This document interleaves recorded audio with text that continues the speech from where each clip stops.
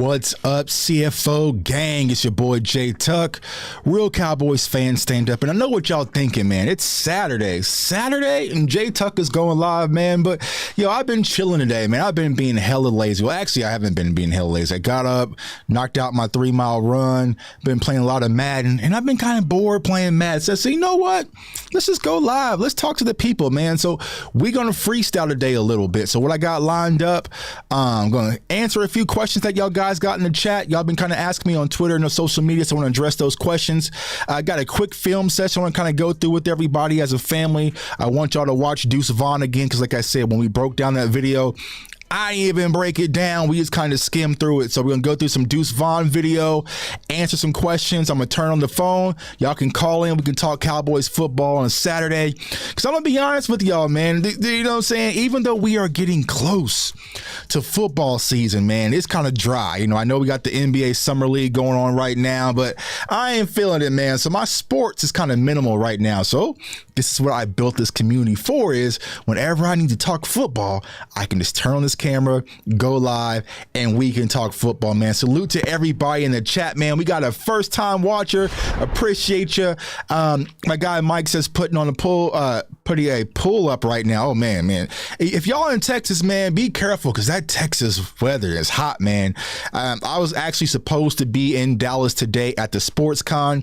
Salute to all our content creators, Landlord, Henny, West Coast, Law, Boss Cowboy. Like, I saw so many content. Jess Navarez at the Sports Con out there in Dallas, putting on great interviews, having great content. I was supposed to be there, y'all, but I'm gonna be honest with y'all. I am in my hyperbolic chamber and I am resting, because y'all know once camp starts, I'm going to be out there in Oxnard. And if you follow me closely, y'all know I travel to a lot of away games, home games. I'll be all over the place. So right now I'm kind of chilling before the season kicks off, man. But salute to everyone out there at SportsCon. Check out Boss Cowboy and Law Nation. They interviewed Sam Williams, had a great interview there. They also interviewed Bob Lilly. If you're an old school Cowboys fan and really like the Doomsday defense and Tom Landry, they got an interview with, Bob Lilly, so definitely check that out, man. So salute to my guys. But I want to talk about a few things, and I really didn't address it, when it kind of came out, because to be fully transparent, y'all, I'm sick of all the Dak stuff. You know what I'm saying? Like, I've been doing content. This is going to be my 4th season doing content, right? And I'm kind of sick of all the lazy Dak stuff. It's like the low-hanging fruit when it comes to Dak Prescott. So there's always a list, and all of a sudden they always got to just keep Dak off the list, right? If you watch the mainstream media, it's always Dak Prescott. Now, here's my question that I ask. If Dak Prescott, let's say Dak Prescott isn't even a top 15 quarterback, then why are people always talking about Dak? Why is he always a topic of discussion? Why is he always the measuring stick? Salute to my guy BJ Nix. 109 degrees right now, brutal. Yeah, man. Ain't no way, ain't no way, bruh. Ain't no way, ain't no. Boy, ain't no way, boy. Ain't no way, boy. That Texas weather completely different, man. But when it comes to Dak Prescott, it's just like, it's lazy and it seems fake. It seems like orchestrated now. And it's like, kind of like, I used to be a wrestling fan, y'all. I was a big wrestling fan, right? And everybody used to tell me wrestling's fake. Wrestling's not real. Wrestling's fake. Wrestling's not real, right? And then it's like one day I just kind of saw the fake slaps and, the fake blood. And I was just like, oh, you know what I'm saying? So now it's like, when I see so many of these different narratives when it comes to Dak Prescott, and, FS1's talking about Dak and ESPN is talking about Dak, I was like, bro, I know it's fake. I understand from a guy who was in media, right now it's your dead season. You can't go talk about Baker Mayfield being in Tampa. You can't go talk about some of these other teams, right? You got to get your money, little duffel bag boy. And the only way that some people can generate any conversation is Dak Prescott, or make a Cowboys list, or make a list and keep a Cowboys player off of it. So it's extremely lazy. I get it. I'm not knocking anyone's hustle, right? But it's just like, it's kind of dry to me. You know what I'm saying? Like, and here's the thing. It's okay as a content creator, media, just to say, I ain't got nothing to talk about today. You know what I'm saying? But I'm not going to force it. Like, you're not going to force it. See, he is now regressing. What I told by some NFC East content guys last night, I'm like, are you serious? Oh, he's regressing. Dak is regressing. Yeah, you know what I'm saying? So it's just like, man, yeah.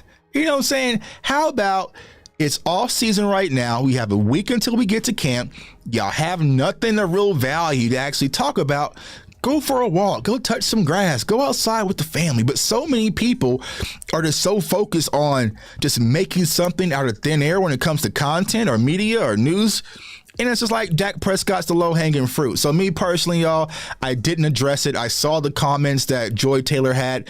To Joy Taylor, y'all know I like me some Joy Taylor. I'm not even going to front, man. If it was somebody else, I probably would have went harder on them about those Dak not being talented comments. But it was Joy Taylor, so she get a pass. You know, Jay Tuck's gonna give her a little pass, slight pass, man.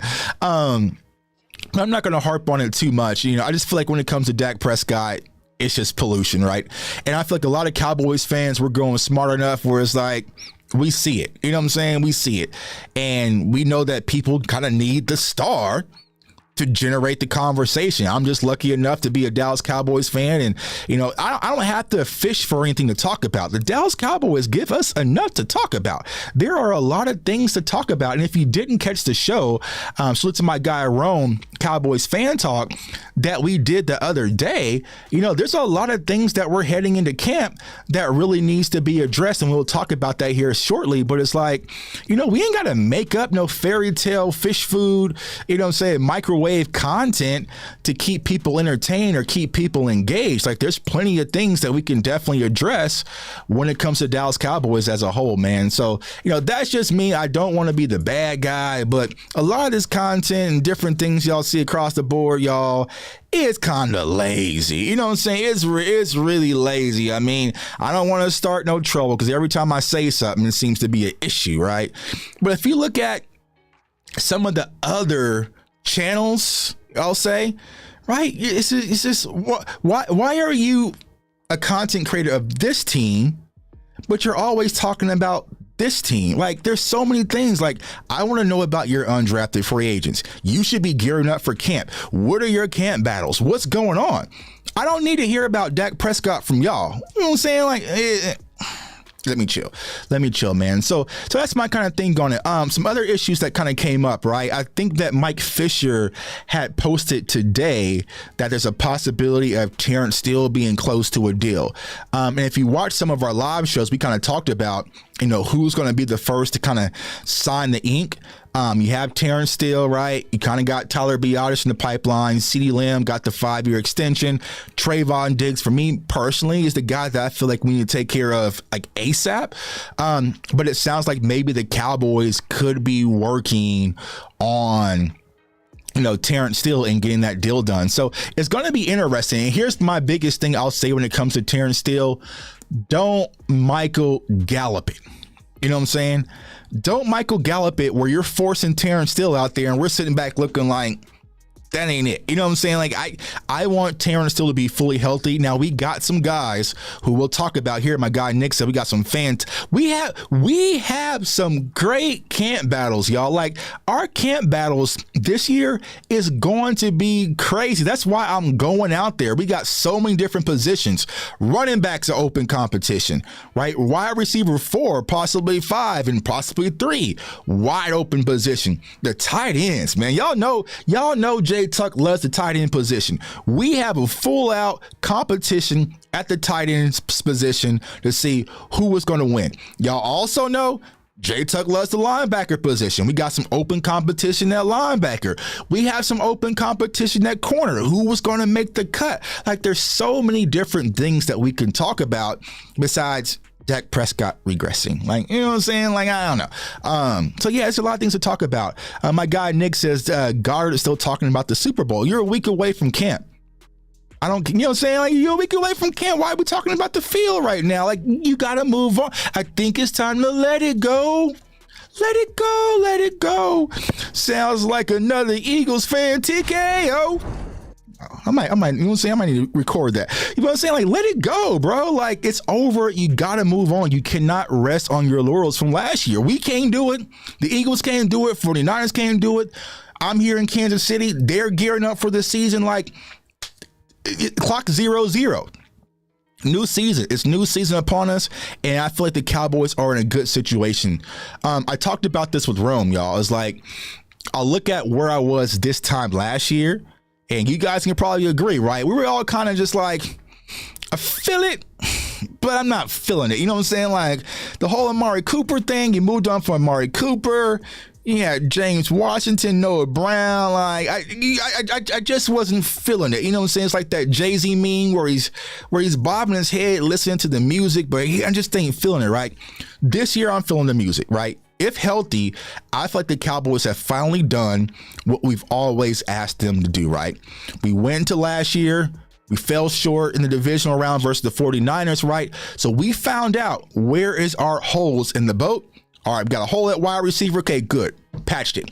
Hey, we have a hole at the second corner outside of Trayvon Diggs. Okay, patch it, right? Let's go ahead and bring our guys back, right? Let's add some addition. We need to get better in the run defense. Okay, let's go get Mozzie Smith. Patched it. We need to get better up front with our tight end blocking game. Okay, Luke Schoonmaker. Patched it. So all the kind of things that we saw, Kellen Moore, inefficient in the playoffs and big moments. Okay, he got to get up out of here. Patched it, right?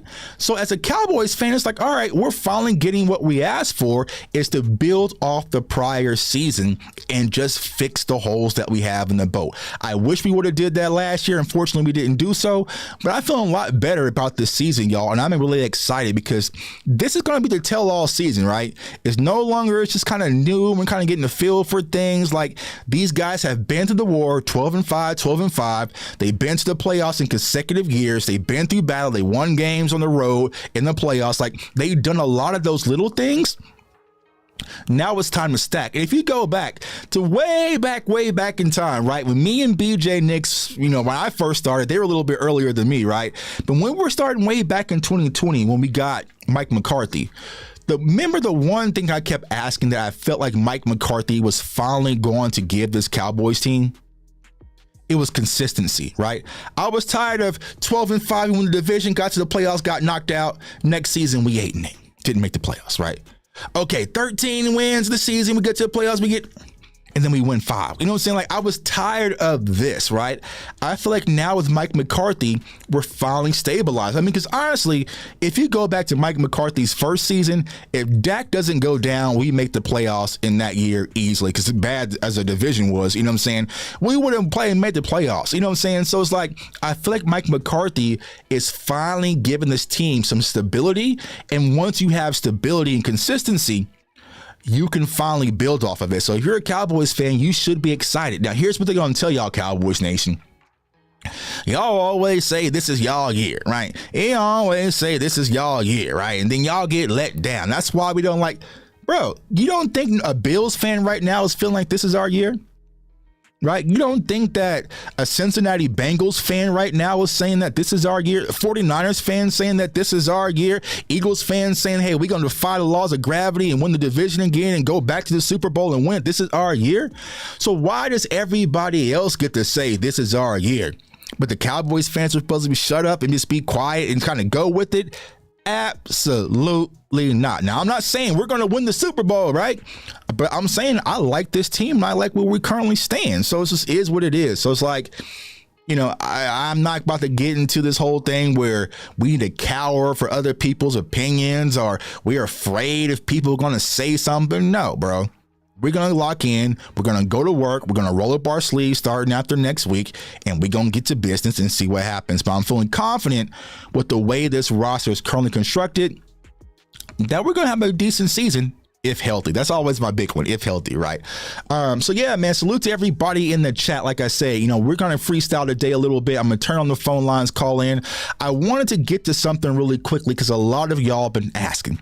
And this is why when Tuck just kind of goes live on a whim, everybody calling me. When Tuck kind of goes live just on a whim, man, you never know what you're going to get, man. So I was actually in here cutting some film, and the film that I want to get into really quickly is Deuce, man. I want to get into Deuce real quick, man. So I know a lot of you guys have been asking about the Deuce Vaughn film. I dropped it silently. I didn't have no commentary, no nothing. Because like I said, going through draft season, I thought I already dropped the Deuce Vaughn video because I had his film super early because I covered the Big 12. I thought I had a video. We drafted and I was like, where's my Deuce Vaughn video? I was like, I didn't post it. Had the film cut up, never posted. I said, you know what? Just take it, right? Because I was tired, right? But I want to kind of run through things when it comes to Deuce Vaughn because I feel like Deuce Vaughn is going to be an explosive weapon when it comes to our offense, y'all. I feel like the Dallas Cowboys do have a plan for him. Let you guys know I've been playing Madden 24. I've been using them. So if Mike McCarthy needs some help with how to use them, holla at your boy. You know what I'm saying? But Deuce Vaughn is a very dynamic running back. And so, you hear some of the narratives, right? He's too small, right? He can't run between the tackles. Well, let's go ahead and watch some of the film. So you got Deuce Vaughn lined up here in shotgun. And I honestly, guys, I haven't watched any. This is completely raw. I just have it posted as uploaded. You know what I'm saying? We're just going to watch it. We're all as a family. Boom. So just on that wheel route, yikes, even though it's a flag, right? Look at him in the backfield. So if you guys remember when I said this on Twitter, like even at the Big 12 championship game that was at AT&T, you have Deuce right here, right? On this wheel route, boom. That's money right there. That's money. He reminds me a lot of Tony Pollard, right? He reminds me a lot of Tony Pollard because people got to remember Tony Pollard was a wide receiver at the University of Memphis. Like he was kind of like a hybrid, kind of like Deuce Vaughn, right? So he can do a lot of things. So Deuce Vaughn, if asked, can definitely give you some value in the passing game. You see right here, they kind of got this little rub route on this linebacker right here. But the way he's able to get upfield, catch over shoulder, that's nice. You know what I'm saying? So here's me putting my spin on things a little bit. My gears are turning, right? What if you have a backfield when you have Tony Pollard out there and you have Deuce Vaughn? Now imagine the matchup nightmare you can have on these linebackers. You know what I'm saying? So yeah, I definitely like Deuce Vaughn, what he can add just from a passing standpoint as well. So this is my guy Philip from Germany, man. What's going on, my guy? But look at that. Good stride, good location, good hands. Off to the races. So yeah, watch it from this angle. This is versus Missouri. Oh, let me see. Yeah, versus Missouri. So for those who don't know here in Big 12 country, right? Y'all know I'm a Jayhawk. You have K-State. So K-State and KKU are like brothers. They bicker back and forth, right? But when it comes to Missouri, the brothers, we don't like, you know what I'm saying? We don't like the brothers across the street, right? And Missouri's the brothers across the street. We don't rock with Missouri right here. But once again, man, Deuce Vaughn, just getting them out in space. So Chris Johnson said, Mike McCarthy said maybe use him like Randall Cobb. Yeah. So for those of you who do not know, Darren Sproles, who a lot of people are familiar with, he came from the University of K-State, huge mentor to Deuce Vaughn. He also was in San Diego at the time that Schottenheimer was there as well. So there's definitely going to be a connection. So let's see here. On this play right here, you have Deuce Vaughn lined up right here in the slot. Let's see what he does. All right, boom. Little sweep action to the outside. Yeah. Now, here's the one thing I will say, right? The question that I'll have. Because if the Cowboys are going to do these types of things when it comes to Deuce Vaughn, it's like, where does Turpin really get in where he fits it? You know what I'm saying? So that's something I know personally I'm going to be watching when I'm out in camp as well. It's like, how is Turpin going to be utilized offensively, or is he just going to be a special teamer? Because these are some of the things you want to use Turpin for, right? But it shows the versatility of Deuce Vaughn. Be able to get outside on the edge. Boom. And I forgot who it was, but someone had said that he lacks breakaway speed. I'm not sure what film they were watching, but Deuce Vaughn definitely has gears. Like, he can definitely get ghost on you. Trust me. Like, he cut Kansas up. He was surgical versus Kansas. So yeah, it's just a lot of different things. Now, here's the thing. I'm going to be curious to see how quickly do they get Deuce Vaughn involved. And here's what I'm saying, y'all. It's a 17-game season. I'm not putting all that punishment on Tony Pollard out the gate. I want Tony Pollard kind of revving up at the end of the season. You know what I'm saying? Like, that's where I want him. So we have enough young bucks in Malik Davis, in Deuce Vaughn, and Rojo's if he makes the cut, right? Where you don't have to put all the wear and tear on Tony Pollard easily. Let the young boys go out there and have a swirl a little bit.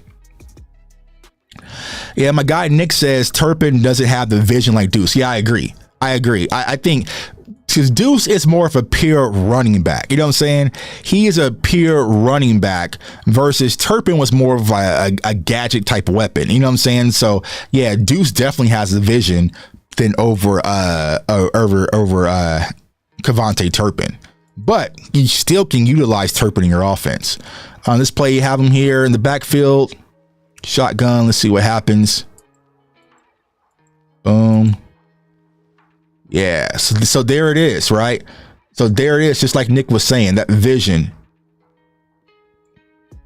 So you have this tight end playing this wing. He's pulling. But watch this cut. He recognizes it and then bounces out, right? So that's vision, patience, and then the bounce. Yeah, that's a good rep. Patience, plant, cut. This right here, this little step. Watch this little step right there. Right? Squares up. He's reading. That's the vision. Because he's probably thinking, should he cut left, right? Nah, let me get out, plant, and go and get outside. So yeah, so he has he gives you, like I said, if you watch Deuce Vaughn closely, he reminds me of somebody you already had. Watch it from the end zone angle, patience, vision.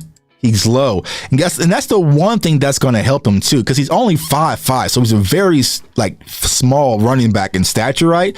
So when you're a defensive lineman and you're battling in these trenches, and you got this little gnat running behind these trees, sometimes it's hard to find these types of running backs, man, because you just don't know where he's at, right? You just don't know where he's at. And you see this defensive tackle, he's trying to reach out and get his hands on him, but he's already planning and gone. He's already gone. You know what I'm saying? So he's very sleek. Boom, off to the races. Now, I'll tell you guys this, right? Next year, draft season, this guy right here, you are going to hear his name a lot, and that's Cooper Beebe out of the University of Kansas State. So he's going to be a draft prospect. So we're in the field for guard. Y'all heard it first. Cooper Beebe, watch him at Kansas State. He's definitely going to be a guy. I'm not sure why he didn't come out this season, but he returned, but he's probably going to be your top guard in next year's class. We see this play right here. Lined up in the backfield. Motion. All right, so there he got kind of mushed, right? And his offensive lineman got pushed back a little bit to his lap, right? His tackle did. So, but here's the thing, y'all. I tell people he can still run between the tackles. He's not just the outside the tackles guy. He can put his head down and go. It's just that your left tackle's getting cooked right there and there's nowhere really to go. You know what I'm saying? So, let's see. I hope we put Turpin on some slant, post, and go routes. They got to have a plan for Turpin somewhere. You know, so they got to have a plan for him somewhere. All right, let's play right here. See that? So here, this is what I'm saying, right? So even though he is not a punishing running back, of course, like I said, he's 5'5", he's small, right? He's sleek enough to put his head down and get those extra yards. Like right there, right? Get low, and he's moving. You know what I'm saying? And that's the same thing with Tony Pollard. Like, Tony Pollard isn't the biggest guy, but for some reason, there's always Tony Pollard sleek enough to get that extra one, the extra two, the extra three when need be. Deuce Vaughn can do the same exact thing. He's not going to run nobody over. But once again, look at the patience on the cut too. The vision that Nick already mentioned, the plant, the cut to get upfield, put his head down and get an extra yard. So I feel like Deuce Vaughn, you know what I'm saying? If I had to kind of put my money on it, I would kind of have him as my preseason MVP. You know what I'm saying? The guy we're going to be watching when we're doing these preseason games that we're all just like falling in love with, right? I feel like it's going to be Deuce Mania. There's a few other MVPs, which we'll talk about here. Here we are on the goal line. Let's see what he got for us. Boom. All right. There you go. That's the money. That's where the money resides, Low center of gravity. Feet are moving. Head down. Takes the pop, takes the burst. Here's the crazy part, y'all. I know how selfish Emmitt Smith is. But let the young kid get that number, man. Let the young kid get let Emmitt, bro. Let me do this. Emmitt, we love you, man. We will always hold the number 22 dear in our heart when it comes to you and the Dallas Cowboys, man. But Emmitt, bro. Emmitt. Let this kid get this number, man. Let him get that number. Let Deuce get that number, man. Let him hold that number. Emmitt's like, hell no, Tuck. He's never getting that number, right? At least let him have number 2. J. Lou, let the kid have Deuce. Let him have number 2. You know what I'm saying? But there he is, once again, in the red zone, goal line, able to get in the end zone. So he adds a lot of different things to our offense. He has pop, he has burst, has vision, can catch out the backfield, agility, patience, phenomenal talent. And here's what a lot of people don't understand. At K-State, this was it. At K-State, that was the only weapon they really had. You know what I'm saying? Like they had some receivers that were kind of decent, but the offense ran through Deuce Vaughn. He was your quote unquote bell cow running back at the University of Kansas State. EMAW, as they would say. What is EMAW? Every man a wildcat. You know what I'm saying? So that's all my K-State fans out there watching. Like, Tuck, chill, bro. You know what I'm saying? Like, yeah.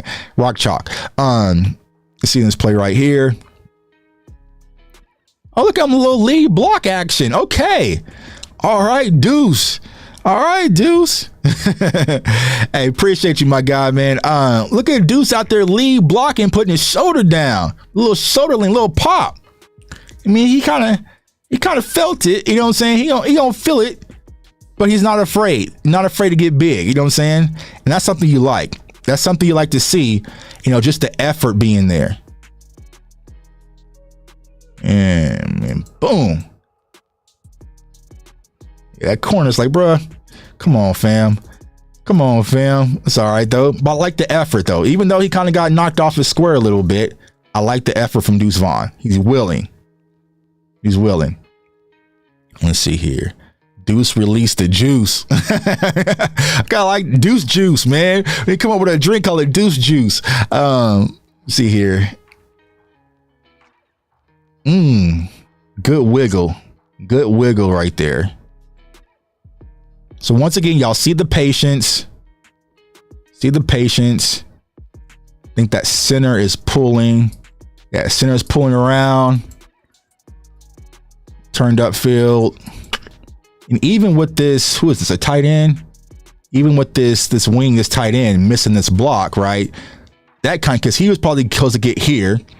The center is probably supposed to kick up, but he whips on that block a little bit right there. So he whips on this block right here. But then if you have this center coming up, pulling clean, that's a cleaner hole, right? So, but even with that chaos, right here, Deuce is able to plant and get upfield and still make something happen. And he almost was able to get away a little bit. Yeah. Watch it again. Boom. Plant, agility, wiggle, loose hips. Yeah, y'all. Deuce Vaughn got it, y'all. Deuce Vaughn got it. If I'm wrong, I'm wrong. But listen, this kid got it. I'm stamping it right now. Deuce Vaughn got it. You know what I'm saying? Now, here's the question I'll ask y'all in the chat. Is he RB2? Is he RB3? What's your thoughts on Deuce Vaughn? Where's the reps going to come from? Is he going to get the starting spot over Malik Davis behind Tony Pollard? Like, I don't know. That's going to be the camp battle, but I feel like the Cowboys are going to give Deuce Vaughn the opportunity. But y'all like Malik, man. I like Malik. Let's see if I got Malik. Let me see if here. It's Saturday. We ain't got to work today, man. Let's see if I got Malik cut up already here. Let's get into some Malik. Here's the thing, y'all. I got so much film cut up, especially from the draft. It's like it was taking almost like it was 89 gigabytes worth of film cut up. Let's see here. 89 gigabytes worth of film. So I got RB3.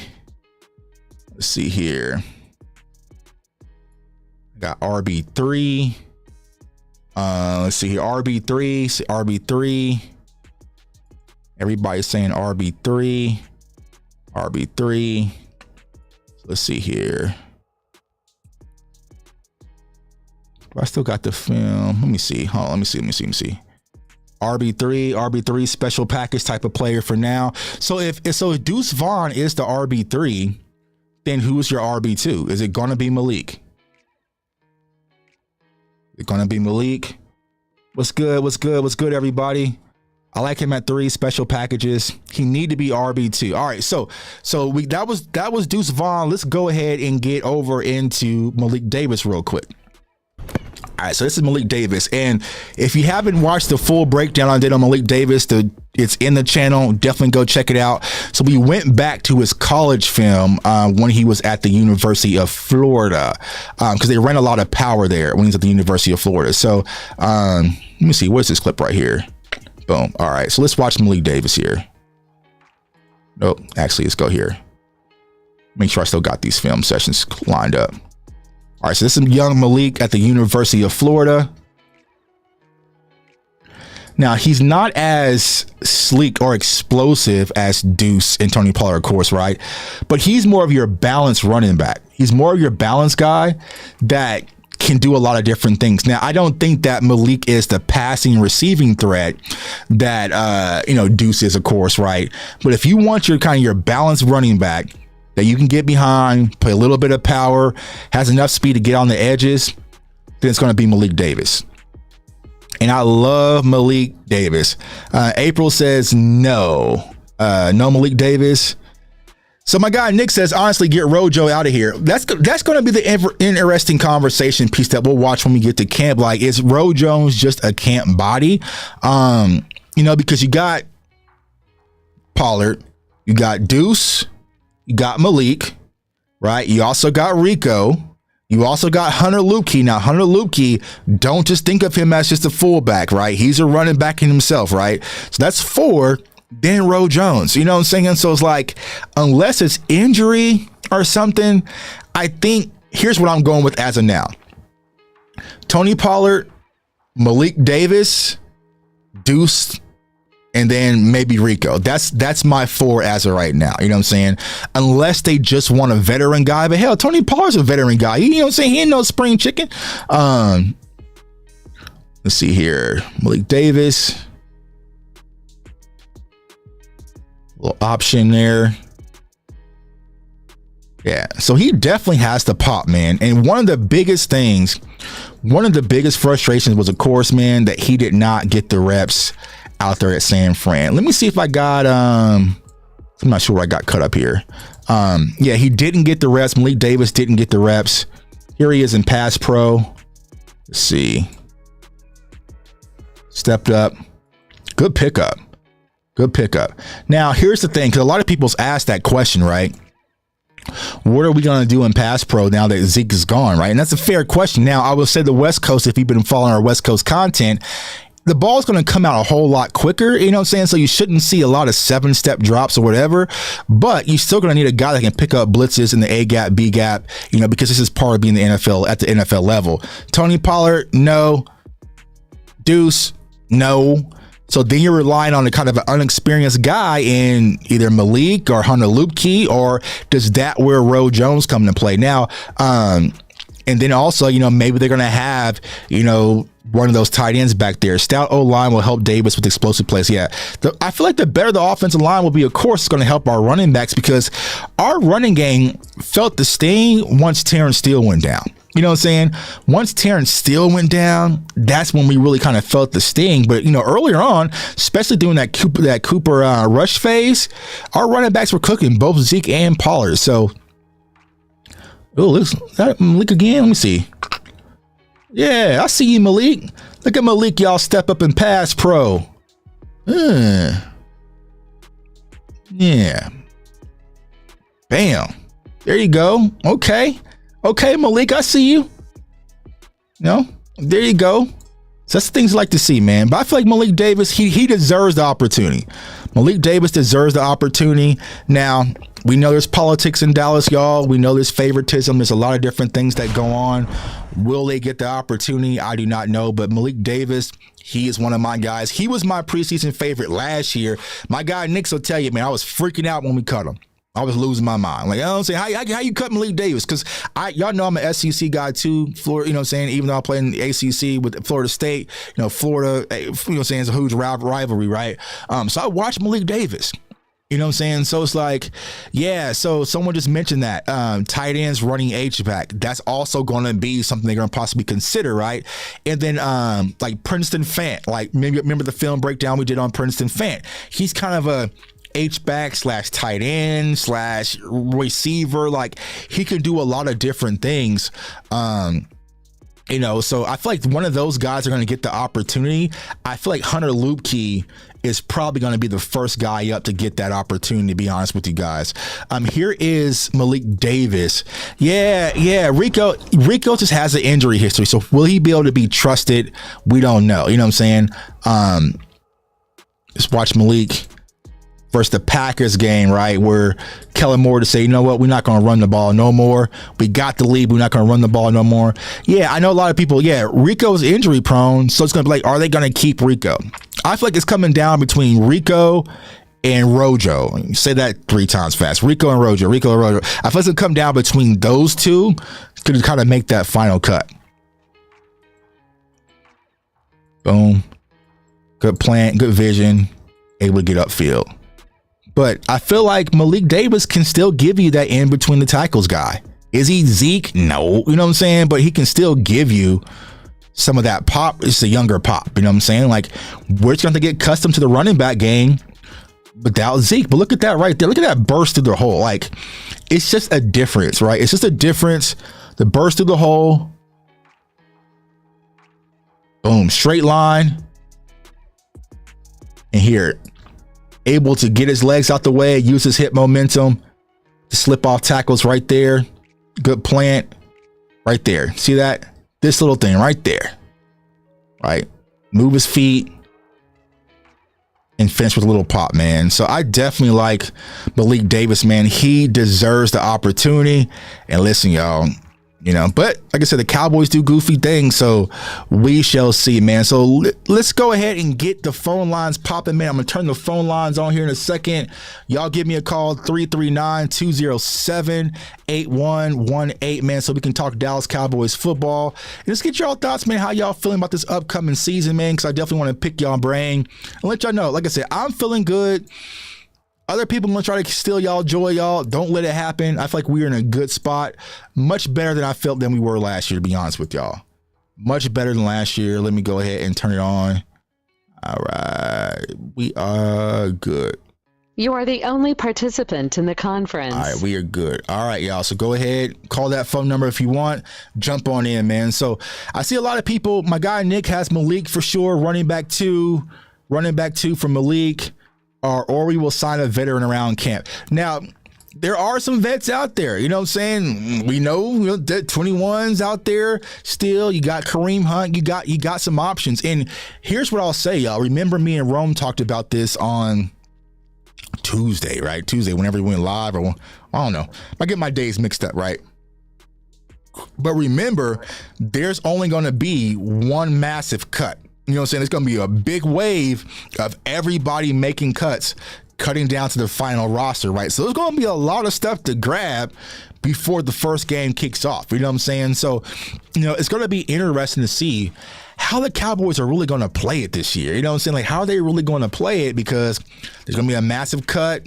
Players going to be getting released, and you might just be able to scoop and score somebody that, you really didn't have your eyes on, but to make rosters make sense, somebody had to kind of drop that bag off and you scoop and score, and then you end up getting a guy. And I feel like that's where Will McClay and the scouts really do a good job, is just finding that uncover guy. You know what I'm saying? Like, they're able to kind of make these moves for guys that people are not talking about or considering, and able to add them. So let me go ahead. We got a caller. Let's see here. All right, caller. Welcome to CFO Sports, man. State your name. Where you from? This is Terrence Carter, man, Atlanta, Georgia. Hey, what's going on with you, my guy, man? How you doing out there, man?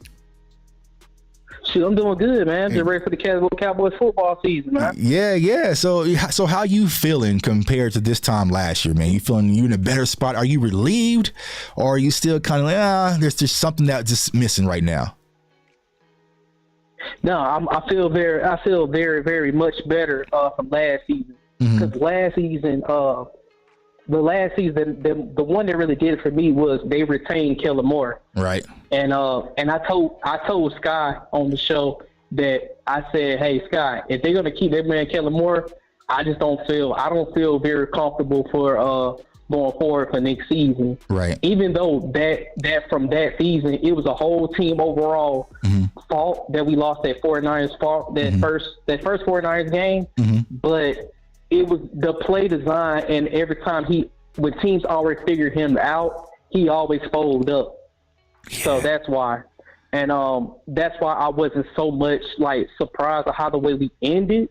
But I was kind of surprised though that we had made it a little bit farther than last season by winning the playoff game, though, to be honest with you, and losing with Amari Cooper.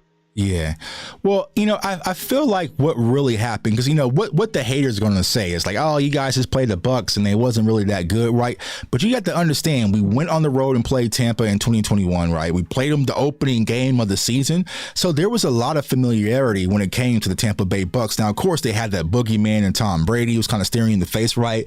But I felt like if there was any opponent for the Cowboys to be fully prepared for, it should have been that team, right? Because you didn't seen it twice. You saw it earlier this season, right? You should be able to kind of, counter what they do well. So I think the biggest frustrating part when it came to the 49ers was everything that we saw in that Tampa Bay game, we saw none of that versus San Fran. You know what I'm saying? Like, that was my frustrating part. Like, we saw the tight end wheel routes. We saw, I felt like Kellen Moore came out there and emptied his bag versus Tampa and said, that's all I got. I'm headed to LA. You know what I'm saying? Like, I felt like that's how it felt in that San Francisco game. So, my biggest frustration is I felt the biggest turn that happened in that San Francisco game is when Tony Pollard went down, and I felt like Kellen Moore said, I ain't got nothing, but we're going to just put it on Dak's shoulders. And with the weapons that Dak had, it just wasn't an optimal situation to put your quarterback in. So, unfortunately, it kind of unraveled. But hopefully that will change this year. Exactly, because it was like basically when he went out for the game, we was shit all luck to win that game. Yeah. That's just what I really felt like that way. And moving forward now, addressing the wide receiver 2 position, addressing the cornerback 2 position, addressing the stopping the run. Because not only that, you drafted Mozzie and you got Jonathan Hankins. Right. You brought him back, and you pretty much bringing everybody else back. Right. So yeah, I feel and then not only that, I'd rather take. I'm gonna say this in closing because I don't want to, I don't want to take too much of your time, whatever this and that. But I'm gonna say this in closing though, like I'd rather take Mike McCarthy and Schottenheimer, 2 very well experienced play callers and offense coordinators. I'd rather take that than a new offense coordinator, up and coming offense coordinator. I'd rather take that, and that's why. If you really want to know why, look at Dan Quinn. Right. So yeah, that's all I gotta say because of that. Yeah, I appreciate you. No problem, man. Thanks for watching. Thanks for calling in, man. Appreciate you. But he made a good point, right? Because here's the thing, and here's as a Cowboys fan is what I've been asking. Mike McCarthy, Super Bowl winning coach, right? Dan Quinn's a guy who's won a Super Bowl and went back to a Super Bowl. I want to see what we look like under their leadership. I don't need no middleman. You know what I'm saying? Like, I don't need no middleman. So now it's fully on Mike McCarthy. It's on Brian Schottenheimer from an offensive standpoint, and then Dan Quinn from the defensive standpoint. I want to see what this Cowboys team can really look like. But I will say this. Since Mike McCarthy has been in Dallas, I will say the culture of Cowboys football has changed. You know what I'm saying? Knock on wood, y'all. It definitely changed. I see a lot. Yeah, it's changing. I see a lot because we have been so much aggressive going on 4th down. going aggressive with John Foster, going aggressive on punts, faking punts. We haven't seen that shit under Jason Garrett. We ain't seen none of that. It's funny you say that because y'all remember that first year under Mike McCarthy with all the faking and going for it. Now, me, I wasn't ready for it, man. I was having a hard like, what we doing? Yeah. You know what I'm saying? But now I kind of recalculate. It threw me off. You know what I'm saying? Like we faking punts and reverse, you know what I'm saying, kickoff returns. Like it was just too much. But then it's like I had to get used to being a little bit more aggressive. And so, you know, personally, I want Mike McCarthy to keep that. If that's going to be your identity, let that be your identity. You know what I'm saying? Because there were some cases last year, I'm like, where's it at? You know what I'm saying? Where's it at? Where's it at? You know what I'm saying? So it's like, let the team kind of form in your molding of how you want this team to be. And I like it. And someone says, you know, culture change, pump the brakes. Nah, I feel like when the culture change is changing because what people have to understand, just any sport, right? The team typically mirrors your head coach. You know what I'm saying? So like Jason Garrett, he was always this kind of softer, kind of, you know, fruitful guy. You know what I'm saying? But like when you have Dan Quinn and Mike McCarthy, those are blue collar, hard nosed guys that come out there and put in work, very lunch pail. And I feel like you see a lot of our players really kind of fit that mold. You don't see a lot of Hollywoodness with this roster, you know, as of lately. You know what I'm saying? Like it's very blue collar. Everybody's working. Dan Quinn's in the boxing ring. Everybody else in the boxing ring. Micah Parsons is blue collar. You know what I'm saying? So it's like I just feel a culture change from what we had under Jason Garrett. So, you know, it is what it is. You know what I'm saying? We still got to win. You know, we still got to win, but I'm excited about this season, man. Hey, thanks, my guy, for calling in, man. I appreciate you. Appreciate the support, man. Let's go Cowboys. You too, man. Appreciate you. All right. Peace. Superstar alert, man. Superstar alert. We got my girl Aisha Morris in the building. Don't make a scene, y'all. I'm just here. Don't stress me out, man. I ain't gonna stress you out. You know what I'm saying? I ain't gonna stress you out, man.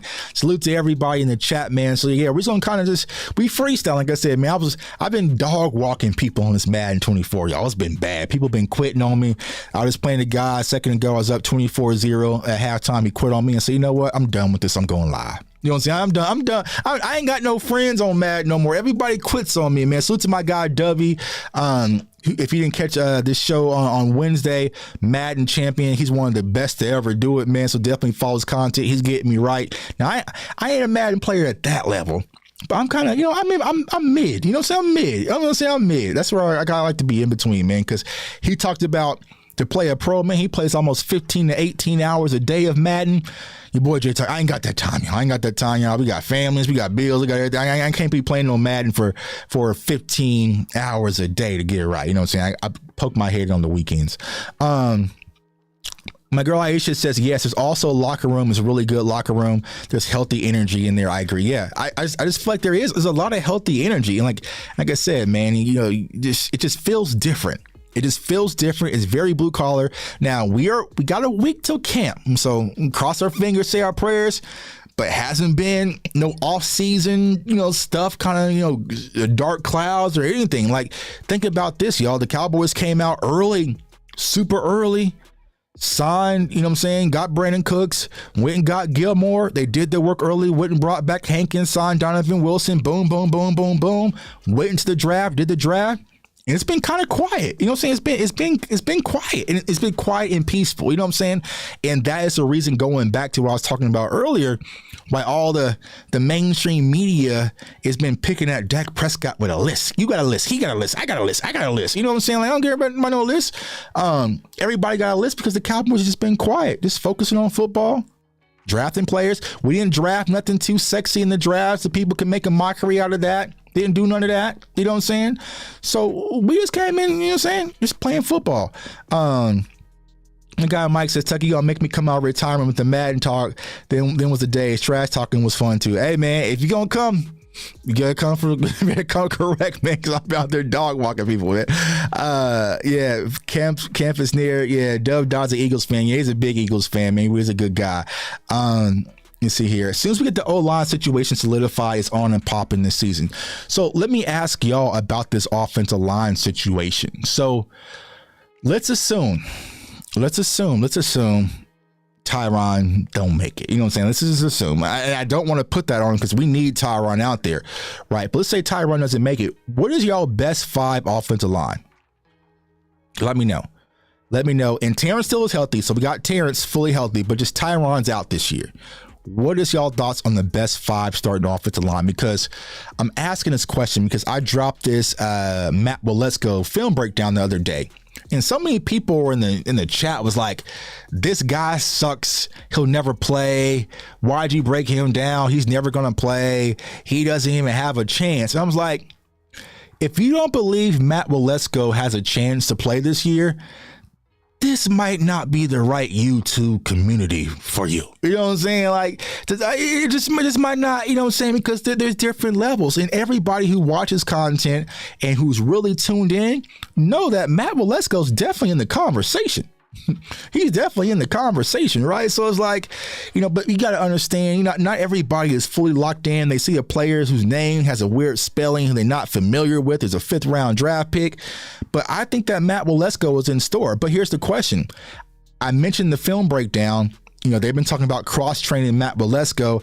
He too damn big, y'all, to play guard. He's 6'8". You know what I'm saying? He too big to play guard. So does he become your left tackle?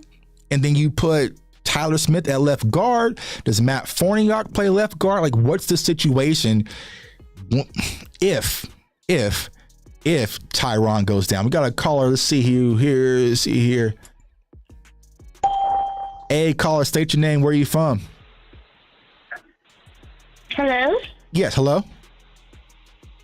Can you hear me pretty good? Yeah, I can hear you good. What's going on with you? Oh, hi, J-Tuck. My name is Clean Cowboy Sports. Hi, how you doing? Fine. I'm a first-time listener and a first-time caller. Appreciate you. I've seen you on, like, Boss Cowboy and Live Nation and stuff, and I decided, you know, let me go over here and see what J-Tuck is all about. And I really, really like your show. Appreciate it. Surprisingly, I mean, no offense, but surprisingly, I really like your show.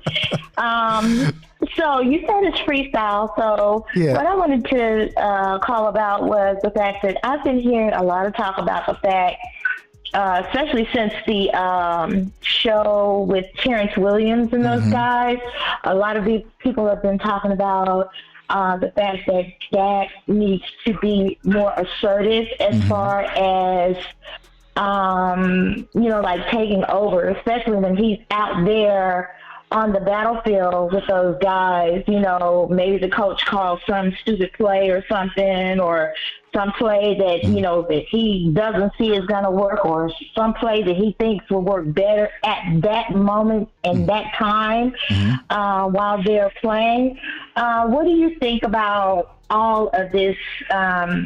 I mean, I'm not going to say it's new because we did talk about it a little bit during the season. But what do you think about, you know, all the talk as far as that is concerned going on right now? Yeah, so I saw that, and salute to my guys, you know, Boss Cowboy, Law, and West Coast, and Henny, and Landlord, all of them, like I said, doing a fantastic job. They out there having fun at SportsCon without me, but it's not their fault. It's my fault. I was lazy. I didn't go. But yeah, I agree with Terrence Williams. And I've been saying this is the biggest difference between Dak and Romo. And I know this whole topic of conversation can open up a whole can of worms, but I feel like that's the difference. But what we have to understand is when Dak came in, Kellen Moore was a quarterback, right? So Kellen Moore and Dak had pretty much been tied at the hip. And Terrence Williams even said that further in the interview. He was like, Dak Prescott and Kellen Moore are like this, where it's like Dak Prescott is Kellen Moore's avatar. You know what I'm saying? It's like he's like put Kellen Moore's mind in Dak Prescott. So I think the thing when it comes to Dak and Kellen Moore, if there's a relationship like this, you trust the play call. You trust, you know what I'm saying? So there's not a buck the system when it's your guy. You know what I'm saying? Now, if you don't have that relationship, which I'm curious to kind of see how things are going to be this year, do you buck the system a little bit? So, you know, I'm not going to say that, you know, this is what Dak should be doing. This is, you know what I'm saying? Because it can also get you into a bad situation. Let's keep it a buck. I love Romo. He's actually right. Where is he? He's back there. He's back there on my wall, right?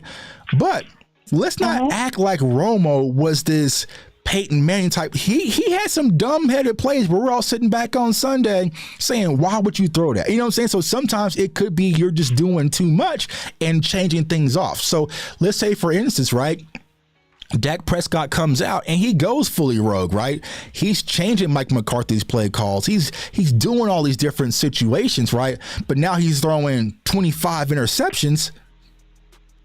There's going to be a situation, right? So, I just feel like Dak has to kind of learn to kind of be within himself, but also have the flexibility to kind of, I say, hoop a little bit, right? You know what I'm saying? Like sometimes you got to kind of go off script and say, you know what?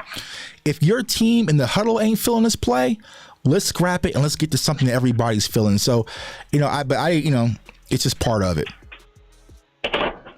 Yeah. So I kind of heard, I don't remember, when it was or whatever, but, like Mike McCarthy kind of alluded to the fact that, this is Dak Prescott's offense now. Right.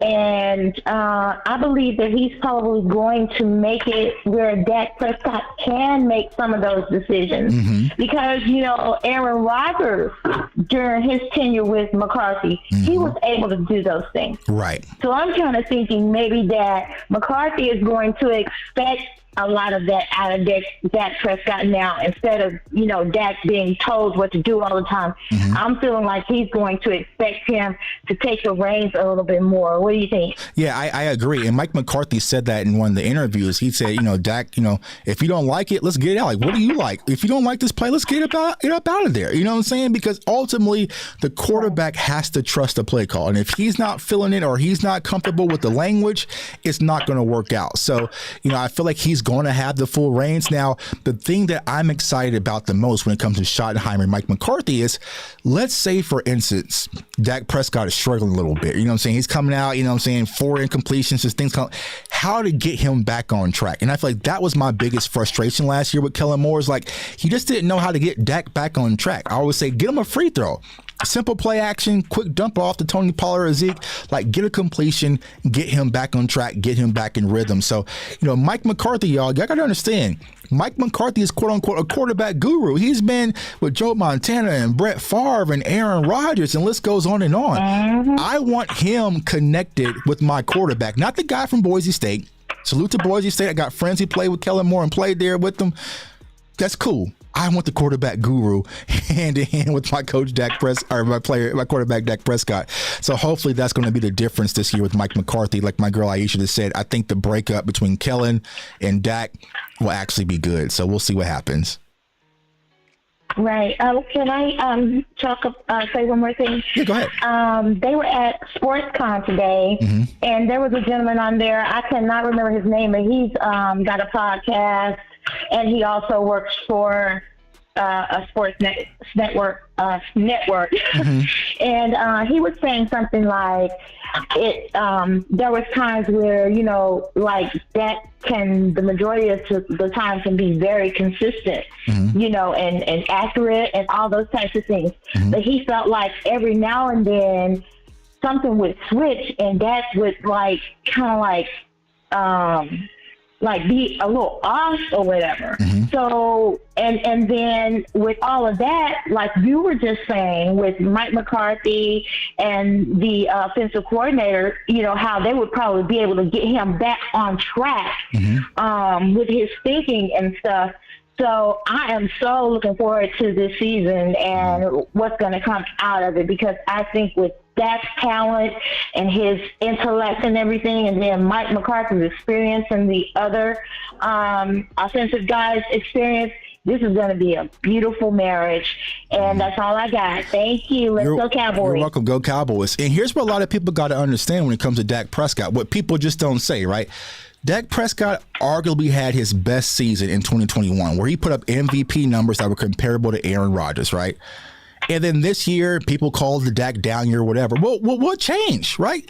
You go from CeeDee Lamb, Amari Cooper, and Michael Gallup to CeeDee Lamb, me, you know what I'm saying? Yeah, Dennis Houston, Noah Brown, and no knock to those guys, but they're just not a threat. So you got to kind of force a little bit when you don't have the weaponry that you're accustomed to. So I'm not too concerned about Dak. But hey, thanks for watching. First time watcher. You're not the only one. There's so many people. There was actually a guy the other day. He was arguing with me back and forth on Twitter, right, about Hunter Lupke.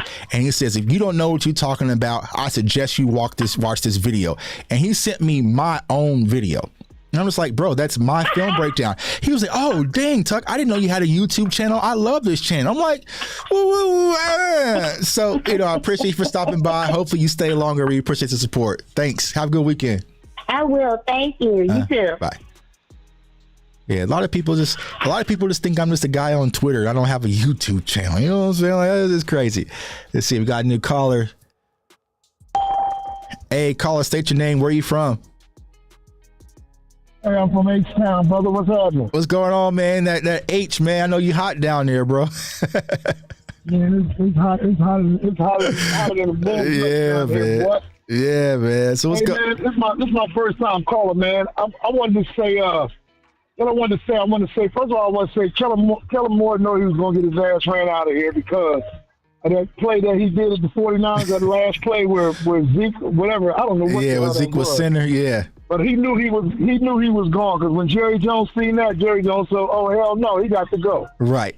And my next point is this: you get rid of Zeke, man. Now we all misconstrued about.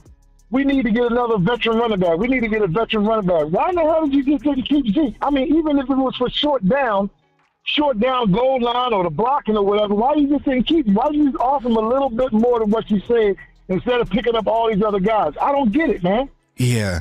Now, when it comes to, what I'm saying? I see what you're saying, right? And I'll say this: when it comes to Zeke, of course, we knew we wasn't going to be able to keep both Zeke and Pollard at that price. Like we knew this was coming. You had to pick one or the other, right? But it's like now, if we get to camp, right? Let's say we get to Oxnard. And we started looking at our running back room, little side eye, like, man, Malik Davis, Tuck, you wrong about that one. Hey, Tuck, that Deuce Vaughn video you just dropped, you was wrong. You know what I'm saying? And we start looking side eye a little bit at our running back room. Yeah. Then they might call in a veteran guy with Zeke. But I just feel like right now they're going to get everything they can get out of Tony Pollard, you know what I'm saying? And then kind of have those guys fill the void. But I just feel like when it comes to Zeke, it's just like, where's the real value going to come? And it's like just being a short down back isn't going to be enough. Now, I still think that Zeke has a lot left in the tank. My guy, Professor O, doesn't think so. You know what I'm saying? Like, you know what I'm saying? It's different. But I feel like what we're going to miss in Zeke, we might be able to get in other places. It's just going to be a more committee thing. You know what I'm saying? So it's like, until that guy really emerges, we're not going to know. What you're saying, but is the locker room going to be the same? See what I'm saying? Yeah. I mean, I understand that, man. That guy brought a lot to the locker room, man. Yeah, but we also have to understand with that, though, even though Zeke and 214, I'll say, because him and Dak are kind of leaders of the locker room, it's a new day in Dallas. A lot of Cowboys fans got to get used to that because I love Dak Prescott. But this is Micah Parsons' team. You know what I'm saying? Like, he's the engine. You know what I'm saying?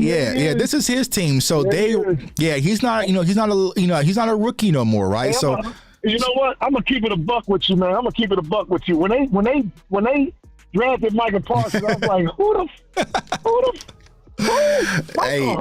Hey. And I see why. I see now, dog. That boy's a lion, man. Yeah. I think he's gonna be better than LT, man. He's gonna be way better than LT. Man, I hope so. He ain't got into his man body yet. Yeah.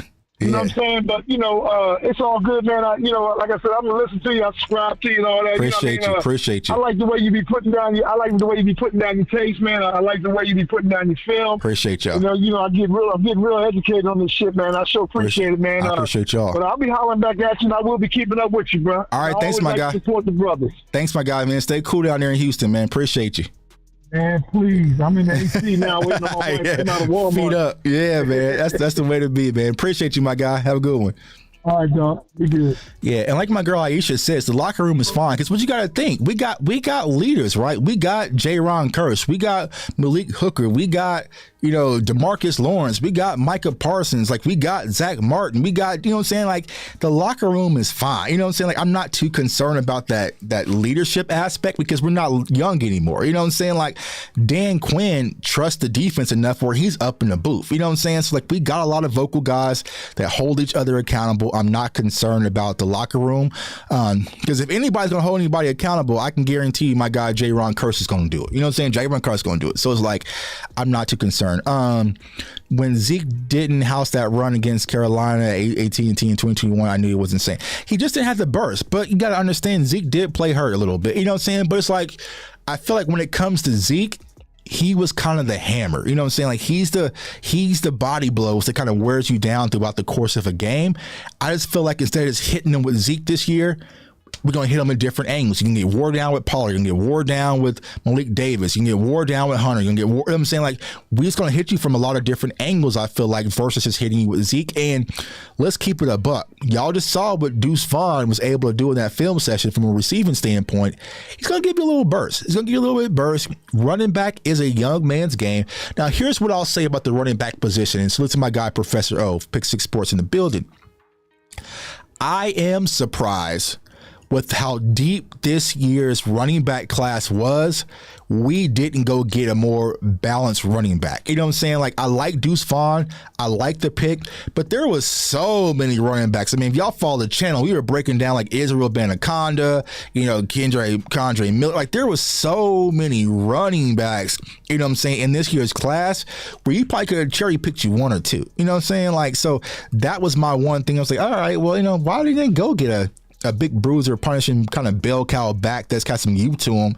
They can kind of give you that pop. But the Cowboys often, I think they like what they see. And like I said, if they don't, they can always go and just go get a guy, go get a Kareem Hunt, go get whatever. But, you know, I did the Ro Jones film breakdown.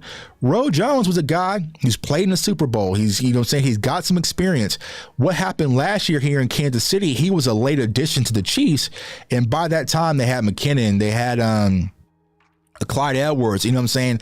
And then all of a sudden you had Isaiah Pacheco. Now, Isaiah Pacheco was cutting out at camp early. You know what I'm saying? Like here, like my guys, Darren Smith, that was covering the Chiefs. Like he was like, this Pacheco's kid's out here cutting up. So I just felt like Ro Jones got to camp late. They already kind of had some guys that were kind of already cutting up and just didn't need them. So I think Ro Jones is going to give you some type of burst, but you know what I'm saying, it just remains to be unseen. But you know, we'll see how it goes from there. Like Zach Charbonnet, Dwayne McBride, Professor O's guy, like there was a lot of running backs. I'm like, he could have got you about 2 or 3 of them things and walked up out of there. You technically got 2, one during the draft and one during the undrafted free agent. Yeah, I can see that. Says 17 games schedule takes a toll on a running back, not the same running back from game 1 to midseason and last game. Yeah, cumulative. Yeah, exactly. And that's why I was saying these earlier games, like let these guys, you know, take some of that punishment. You don't need to be giving Tony Pollard and running him into the ground early on. You know what I'm saying? Like, let some of these young guys be excited out there to play. You know what I'm saying? Like, now, granted, you know, it's a divisional game. We start off in New York. I'm going to be there. And then you got New York again, right? It's like some of these young guys don't run Tony Pollard into the ground. Now, we already know. Let's keep it a buck. We already know what the Cowboys and Stephen Jones is about to do, you know what I'm saying, when it comes to Tony Pollard. They're going to run him. The next year, send him to Houston. You know what I'm saying? Next year, he'll be in Houston. You know what I'm saying? But, you know, I want Tony Pollard to fully be in his best, come out fully healthy, and get to work. Don't rush him back out there and don't let him take a toll on all of that punishment, because we're definitely going to need him for playoffs.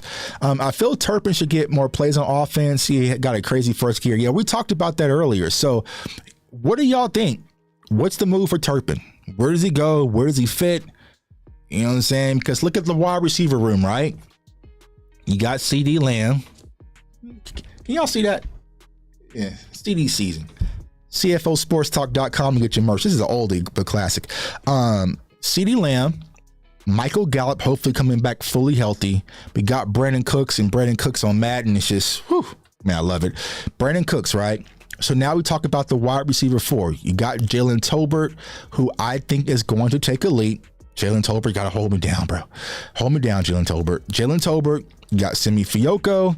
You got Kavonte Turpin, and then you got some of the undrafted guys, you know, like my guy is Jalen Marino Cropper, who I'm excited to see out there in camp. You got Brooks. Like, you got a lot of kind of guys in that realm, right? So I feel like from the Cowboys' ego standpoint, I feel like Tolbert is going to be wide receiver 4, right? I feel like he's just from a wide receiver 4 from the ego standpoint, right? But then after that, it's kind of open season. Like, you know, Turpin's going to be on the roster just for off the special teams. But so that's going to be 5, Simi 6, 7, you know what I'm saying? 7 wide receivers. Like it's going to be interesting, right? But I feel like your core 4, I think Jalen Tolbert will have to go out there and completely just bust, you know what I'm saying? Then you also got like Dennis Houston. So you know, like, cause here's the craziest thing, right? Dennis Houston went from starting y'all, not just in the rotation. He went from starting week 1 to practice squad. Like that's a drastic, you know what I'm saying? Like that's a drastic fall off. So it's like, okay, so what's the Cowboys' thoughts on Dennis Houston? Does he get a second round? Does he get another run? Like, it's going to be interesting. Like I said, there's a lot of different things going on at camp that we can definitely talk about that I'm excited to watch. You know what I'm saying? Some of the notes that we talked about, who's going to be the running back 2? Open competition there. Tight end packages and rotation. So I'm looking out there in Oxnard. You know, who's going to be? Is it going to be Jake Ferguson? Is it going to be Luke Schoonmaker? He's going to be with the 1s. Who's going to be with the 2s? Who's going to be in rotation? What does that mean for, Sean McKeon and, some of the, it's like, it's a lot of different conversations. The wide receiver 4 battle between Simi and Tolbert. Now, salute to my girl Jess Navarez. She got an interview. I think it was on Blogging with the Boys. I think that's correct, right? It was on Blogging with the Boys. I'm not sure if they aired it right, but with Simi Fiyoko. And shout out to Simi, man. He's trying to get me to eat some Arby's, but nah, you know what I'm saying? I didn't eat no Arby's. But, he mentioned that he played in a Tex Coast style offense when he was at Stanford. And like I said, for you guys who were day ones back in 2020 and then those type of drafts when me and my guy Nick were doing 7 to 8 hour drive shows talking about Simi Fiyoko, right? Simi Fiyoko, he's a guy that has some speed, some burst, can stretch the field, can go up and high point the ball. Like he can do a lot of different things. I'm trying to find if I have that old Stanford film to kind of go through their offense and kind of see what he was talking about. But Simi Fiyoko, make no mistakes about it, y'all, is a very dynamic, talented wide receiver. So it's going to be interesting to see with the opportunity, how does he really emerge? But I feel like him and Tolbert are really going to battle it out for that 4th spot. But after that, y'all, I don't know. You know what I'm saying? I don't know. Do they have plans of using Turpin as a wide receiver? Or is it just going to be a specialty guy, right? So, there's going to be a lot of different things, man. He said, Jess is my next ex-wife, man. Yeah, boys. Arby's is fire, bro. We'll see, man. I'll salute to my guy, Simi, man. He's been on me about eating some Arby's. I just ain't gotten around to it, man. I got to get in shape, y'all. I got to get in shape. And I'm going to hold y'all accountable, man, because what happens? I get in shape every year. Summertime, I'm feeling good. I'm feeling a low weight. And then football season, y'all be seeing me out there drinking Cowboy Ritas and eating barbecue and wings and stuff. And I blow up like a damn puffer fish, right? Don't y'all let me get fat this football season. I'm holding all of y'all accountable. Don't y'all let me, if y'all see me out there at AT&T Stadium, you be like, Tuck, man, you're looking a little puffy in your jersey, bro. Go make me run the stadium stairs or something, man, because y'all let me get fat every football season because I be traveling, eating airplane food and Subway and all sorts of stuff, man. Y'all know what I'm saying? Like, y'all got to hold me accountable this year. You know what I'm saying? Not with the Cowboy Ritas, though. Those calories don't count. Craven Cowboy says, don't eat that. Man, I have never seen someone eat Arby's. Well, here's a funny story, right? Here's a funny story. And my wife don't care because it's a long time ago. And y'all saw my picture I posted on Twitter about the college version of J Tuck. It is what it is, right? But I had a girl who worked at Arby's. And every night when she used to come to my dorm room, she would smell like curly fries. And I think that's the reason why I haven't had Arby's since like college, man. You know what I'm saying? Like I just can't get that curly fries, smell. Like it takes me back to a dark place, man. So I don't mess with no Arby's.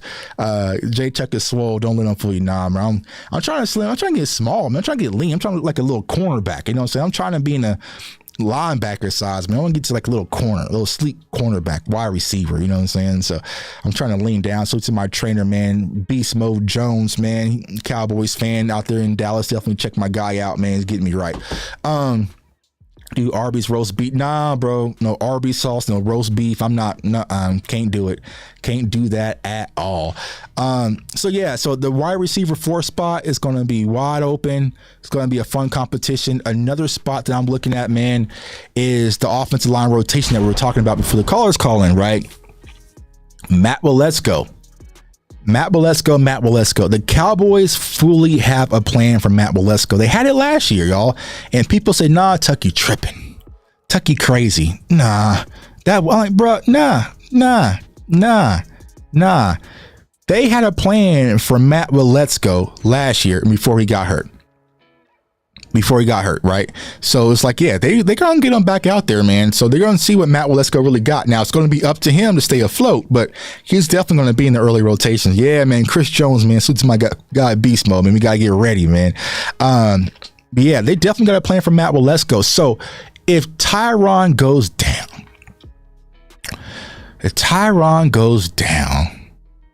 I predict you will see Matt Waletzko at left tackle, Tyler Smith at left guard. That's my hot take.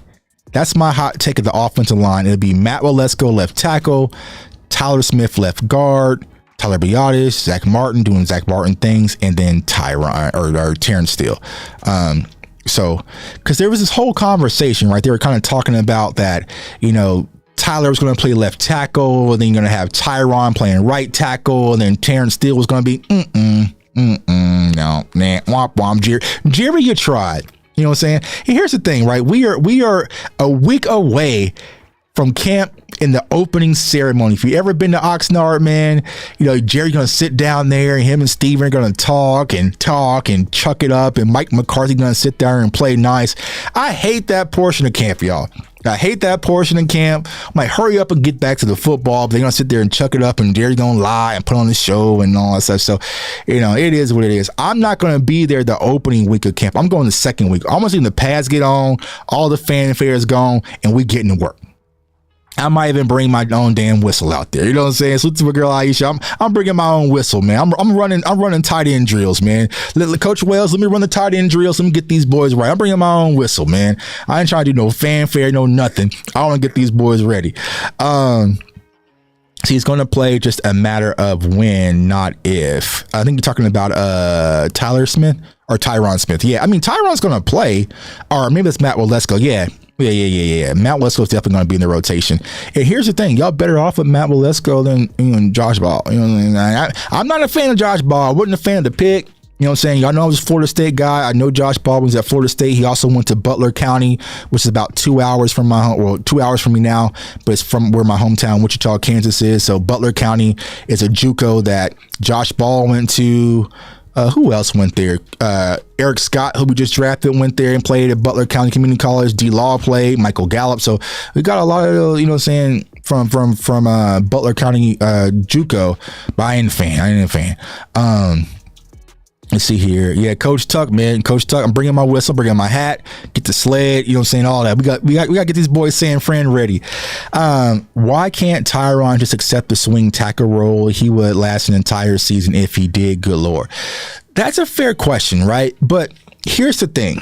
We know Jerry Jones has an affinity for his guys, and he is not going to let Tyron Smith hold the clipboard. You're not going to have to let Tyron Smith win a clipboard. Now, from a smart kind of bubble wrap perspective, that makes the most sense, right? Because I feel like, Tyron Smith, to be able to have him in the later half of the season is more important than the earlier half, right? But Jerry Jones ain't going to let that happen. So if Tyron Smith is healthy, he is going to be out there. He's going to be out there. My guy Martin says, Tuck the fastest left tackle in high school history. Yeah, man, that was me, man. You know what I'm saying? I was a hybrid. Maybe I'll have to step out there, Martin, and play left tackle if need be, man. I should bring my practice jersey. Let's see here. So yeah, I just don't think that Tyron is going to be a swing in any capacity. If he's healthy, he's going to be out there. And make no mistakes about it. When Tyron Smith is healthy, he's still one of the best tackles in the NFL. You know what I'm saying? Like he's still one of the best tackles in the NFL. When he's healthy, it's just how long is that actually going to last? So, hopefully, I saw his pictures on Instagram. He's out traveling the world and he looks smiling, keeps moving. You know what I'm saying? But it remains to be seen, because it's like, I don't know, how long it's going to last. The linebacker rotation, man, So how are y'all feeling about the linebacker rotation? We got LVE. We got Damone Clark, who I think is going to take the leap, right? You have Demarion Overshown, who a lot of people are excited about. high wire, high sideline ability. But then after that, right? You have Harper, you know what I'm saying? You got Jabril Cox. Is Jabril Cox going to recover from the ACL? Do you guys feel like we are good at the linebacker room from a depth perspective? Or do we need to go and just get somebody else to kind of do another Anthony Barr type move? I think the Cowboys are going to make a move at linebacker. If I had to kind of guess my Malik Hooker type acquisition, kind of in camp or right, you know what I'm saying, like week 2 of camp or something like that, I feel like they're going to go get a linebacker. I just feel like their room just it's solid for now, but if LVE goes down, all hell breaks loose, right? If you guys caught the film breakdown I did on Damone Clark, right? I'm very bullish on Damone Clark. Like if Damone Clark was a stock, I'm telling everybody, buy now, buy now, buy now. You know what I'm saying? Buy now Damone Clark, because I feel like Damone Clark, so Deion Jones is still out there. You know what I'm saying? So Deion Jones is still out there. So there's some guys, and Deion Jones has a tie with Dan Quinn. So it's like, all right, you know what I'm saying? I would definitely do it. Do I bring Anthony Barr back? Nah, I'm good. Anthony Barr, appreciate your services, but I think I'm good. I think I'm okay. You know what I'm saying? Like, I just feel like there's a little bit.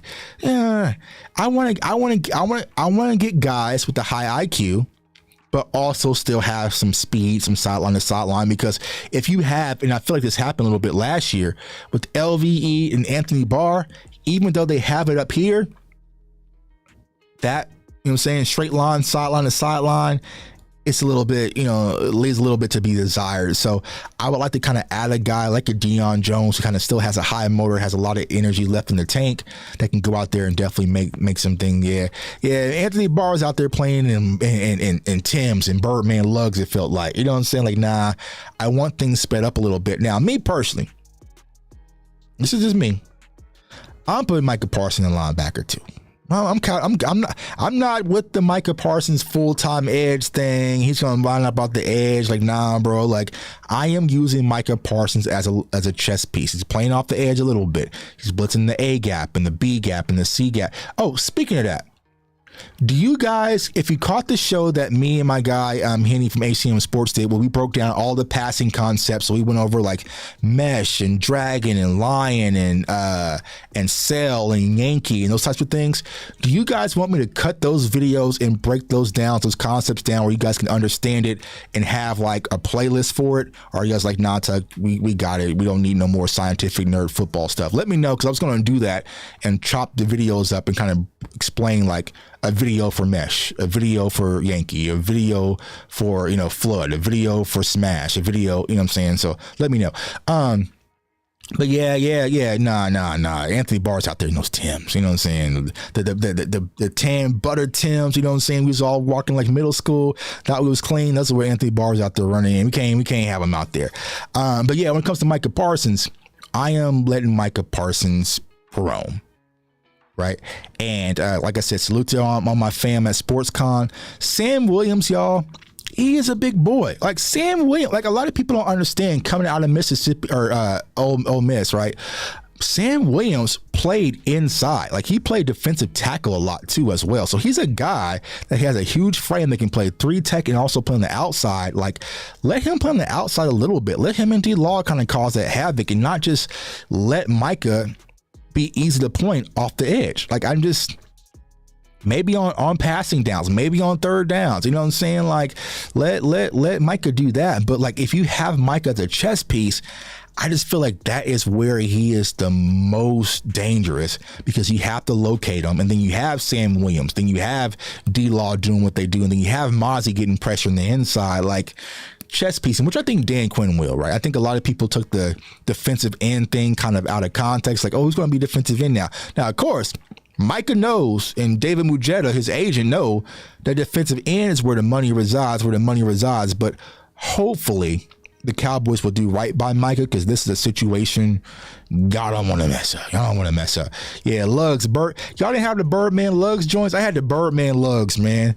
I remember like back in the day, man, boots was everything. So it was like, I had the Birdman lugs, you had the tan butter Timbs, you know what I'm saying? Like, you know what I'm saying? Heavy boots, you know what I'm saying? We used to wear them to school, you know what I'm saying? Like, Why were we in middle school wearing, heavy Tim boots to school? This is what it is. This was a style, you know what I'm saying? With the boot cut jeans, you know what I'm saying? Micah trying to get paid. Micah is not trying to get paid. Micah better get paid. And speaking of getting paid, the person who must get paid first, and he got about a week to do it, like I said, y'all, is Trayvon Diggs. If Trayvon Diggs does not get his money by camp, I don't know. Because the price going up. Price is going up. So, like I said in my video, if you haven't watched it, when it comes to Trayvon Diggs, the conversation to even get his agent to pick up the phone and sit down is starting at $85 million, bro. We started at $85 million and we're working our way up from there, period. Jair Alexander, yep. No, 85, no. 85. So my guy, Professor O says 4 years, 84. You might have to boost that up a little bit, bro. You might have to boost it up if you wait till next year. If you wait till next year, you're going to have to boost those up. They say the Jabot jeans, man, they going back. FUBU and Fat Farm. Hey, I love Fat Farm, man. Fat Farm was kind of dope. FUBU, so y'all remember, so for a lot of people who are new to my channel, right? So like during draft season, kind of off season, I don't go live much because I just focus on the videos because there's so much content I need to get out and we don't go live often.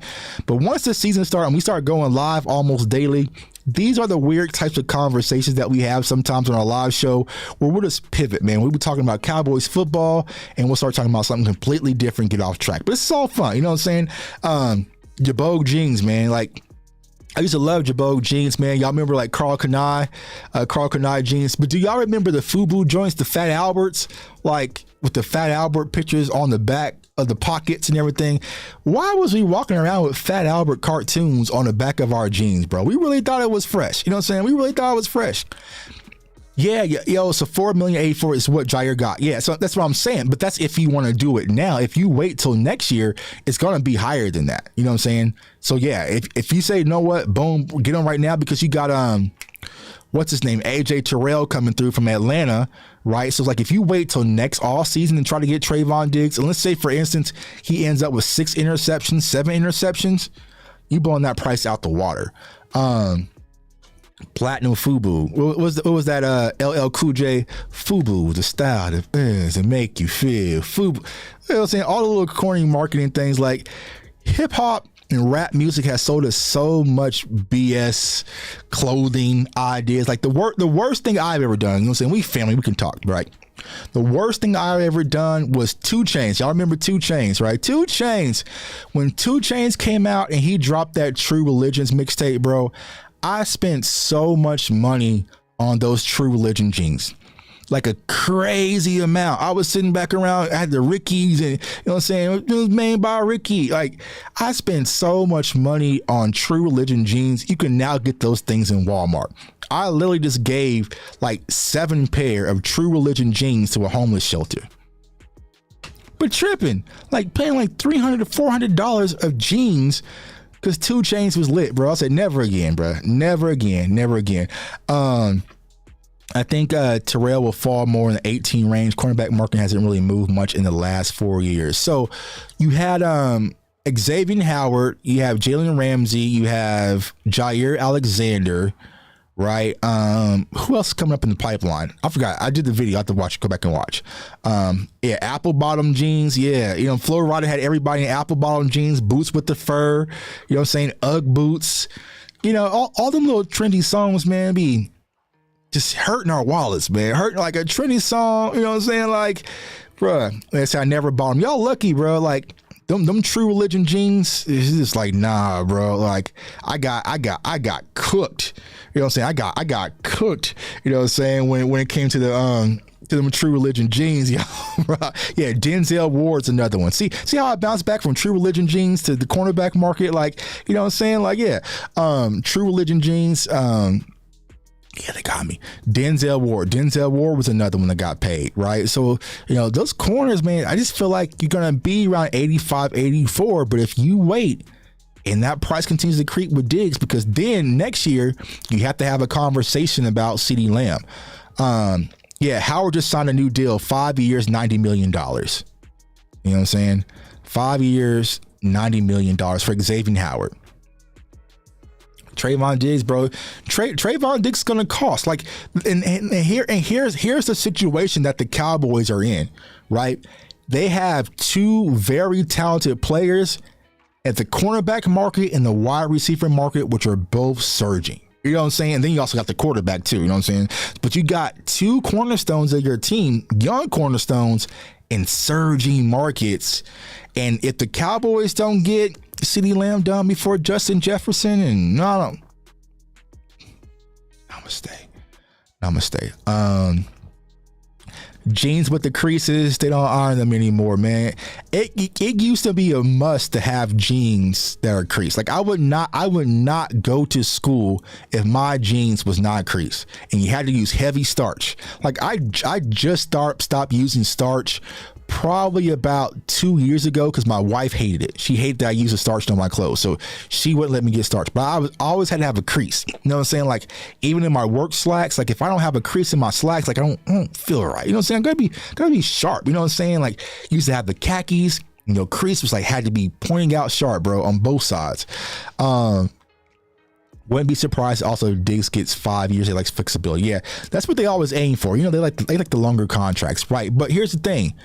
You just have to kind of get on top of it. You can't just sit there linger out because, like I said, you're dealing with three major decisions pretty much next year with Dak Prescott, CeeDee Lamb, and also Trayvon Diggs. I mean, you got Tyler Biadasz and some other players, right? But those three right there, you definitely got to get it figured out because if not, it could put you in a bad situation. 5 years, $100 million, 45 guaranteed.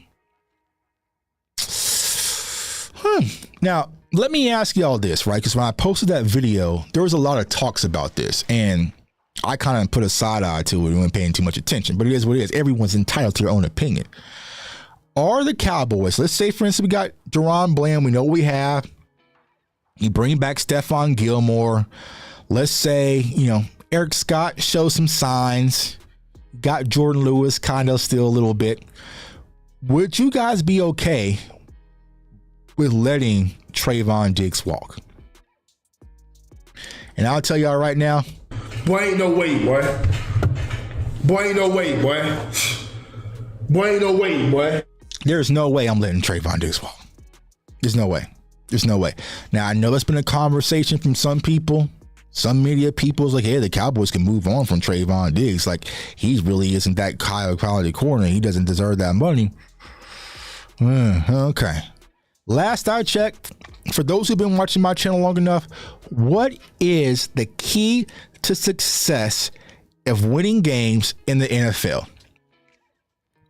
Let me see if y'all remember some of these old school J Tuck videos. See if y'all remember what is really the key to winning in the NFL. I'll let y'all see if I answer in the chat right. Diggs get 8 picks this season. It's more than a wrap. It's more than a wrap. It's more than a wrap. It is more than a wrap. But the key to winning in the NFL is the turnover margin. There's an old video I did, that's like 2 years ago, where I broke down the statistical categories of playoff teams versus non-playoff teams, and the turnover margin was the key, right? So you have a guy who's capable of getting 11 interceptions, and you want to let that walk? Now, here's the thing. Cowboys fans are so fickle. Remember when we had Byron Jones? Oh, Byron Jones is good, but he don't get no interceptions. Byron Jones is just okay. We shouldn't have paid that man that type of money. He don't get no interceptions. I mean, look what happened versus Green Bay. He don't get no interceptions. Then we have Trayvon Diggs over here who locks up and gets interceptions. Like, you pretty much put the ball in the air, and if it touches his hands, he's coming down with it like a Spider-Man stick-em on his gloves, right? But he's overpaid. He doesn't deserve that type of money. He doesn't need, he shouldn't ask. I don't think that he get. What is it? And here's the craziest thing about Cowboys fans, and I love Cowboys fans, and I deal with thousands of them on a daily basis. Cowboys fans love players for cheap. It's weird. It's like, it's weird. Like, you know what I'm saying? Like, it's just like, weird. Like we'll love you, we'll cheer for you, we'll root for you until it's time for you to get paid, and it's like, oh, whoa, hey, no, you're asking for money now? How dare you? How you've only made $5 million. You gave us almost 15 interceptions in your career for $5 million total dollars. How dare you ask to get paid your worth? Are you crazy? Think about the team, Trayvon. Think about the team. How could you? I mean, you get to play in, like, it's crazy when it comes to Cowboys fans and players getting their money. It's something I don't understand. But if anyone deserves their money outside of Micah Parsons, right, and outside of CeeDee Lamb, it's definitely Trayvon Diggs. Hypothetically, though, what if you get 2 first-round picks like Jalen Ramsey? So are you saying, that you could trade Trayvon Diggs and get 2 first-round picks? That's a whole different conversation. Who are these first round picks coming from? You know what I'm saying? But like someone said, y'all, it's hard to find corners. Trayvon Diggs was a blessing that fell from the sky because a lot of people, we were so gun-ho, self-included, of getting CeeDee Lamb at 17. It was just like I was jumping for joy. And then on day 2, it's like, we did a what? We did a what? We did a what? We turned around and got Trayvon Diggs in the same draft and got CeeDee Lamb? I mean, the Cowboys could have done something to that in a different draft when we got Micah Parsons and turned around and got, but they didn't do it, right? But to turn around and get CeeDee Lamb and then turn around and get Trayvon Diggs, that was gold. Like that was Will McClay flexing his muscle. You know what I'm saying? Like if I was Will McClay, I would have jumped on the table and been like, yeah, I'm the GM. You know what I'm saying? But it was like, yeah, that was a major draft, y'all. It was so, I mean, granted, because we were going through the pandemic and everything, but I guarantee y'all, if the draft was supposed to have been the way it was supposed to have been that year, and we drafted CeeDee Lamb on day 1, and then Trayvon Diggs on day 2, while we were out in Vegas, I would still be out there partying, bro. I would still be out there celebrating. I would still be out there going crazy. You know what I'm saying? So that draft was a gift of gold. You don't play with your food. You don't play with your food. And that's the price. That's the price. When you hit on the draft and your players actually show out and earn their value, you got to pay them. But it's going to be up to Stephen Jones and Jerry Jones to figure it out. But I'm letting Trayvon. I'm not letting Trayvon walk. J-Man Cal, I'm not seeing your, I see your comment, but I ain't touching that. I ain't touching that, man. Y'all know who was available. If we would have spun the block and got Micah and turned around, did he? Yeah, he got 3 interceptions in the playoff game. You know what I'm saying? He got 3 interceptions in the playoff game, and the Cowboys said he was too small to play football. You know, so it's like, you know what I'm saying? That's the one thing. If I'm at camp, let's say, for instance, I'm in the elevator and all of a sudden, hey, Will McClay walks in the elevator and those doors shut. I'm going to say, hey, Will McClay, J Tuck, nice to meet you. I'm a huge fan of your work, huge fan, you know what I'm saying, blah, blah, blah. I got to ask you this question. Ain't nobody in here. Just tell me why. I just want to know. I just want to know. What was the scouting report? Whose pick was it? And if you said that wasn't your pick, Will McClay, I'll believe you. But I think I just deserve to know whose scouting report said Asante Samuel Jr. You should pass on that. You should pass on that. Like think about how our team could be with Micah Parsons, Trayvon Diggs, Asante Samuel Jr. And then you would have hit on Deron Bland. We'd have been set. But hey, you know. So Will McClay, if I ever see you, bro, I just gotta know. Tell me why. I'm good with 11, major piece to our defense. Oh yeah. It wasn't passing on Micah Parsons. It was the other pick. I got it. You know what I'm saying? There's another pick. Okay. But here's what I'll say, right? So here's a whole conversation that will end with this, right? So when it comes to the cornerback room, yeah, I wanted him too, but Vach and Joseph was the best corner. And here's the thing. I love my guy Vach, man. Vach is like my brother Salutin. We're going to be out there at camp, right? But I will say this. The 2021 Dallas Cowboy draft class I have to thank them, because that is the class that really led me to know, okay, Tuck, you can do this draft content stuff and stand on it. Because here's the thing, I was all a fan of Micah Parsons. I dropped the video, Micah Parsons, the War Daddy. Y'all seen the clip 1,000 times of me saying, hey, if you're gonna go defense, you need to go with Micah Parsons, because he changes everything over the corners, over the JC Horns, over the Patrick Surtains, right? But everyone who I talked to in-house, connected people, players, was like, nah, the Cowboys are fully out on Parsons. And so I was just like, well, why? I don't understand it. You know what I'm saying? It's like, I don't understand. Like, oh no, they're absolutely out. Like, there's no chance of taking Parsons, right? And I was like, well, I guess, you know what I'm saying? Like, I don't know. So I just kind of shut up and went along with this. Like, all right, well, guys, I guess the Cowboys are out on Parsons. So when that draft pick hit, I wasn't like, oh my God, we got Parsons. I was mad at myself, because Tuck, you saw everything on film in Parsons. You saw the impact, and I kind of I cowered a little bit, where I kind of shut up. It's like, all right, well, maybe I don't know what I'm doing. I'm gonna shut up, right? That's no longer the case. You know what I'm saying? So now I owe that 2021 draft class. It was the same thing with Asante Samuel. It was clear as day. Y'all know I'm a Florida State fan. Hell, here's an autographed photo of the late, great Bobby Bowden right here. Y'all know I'm a Florida State fan. So just like I watch the Cowboys every Sunday, every Saturday, y'all know I'm watching the Noles.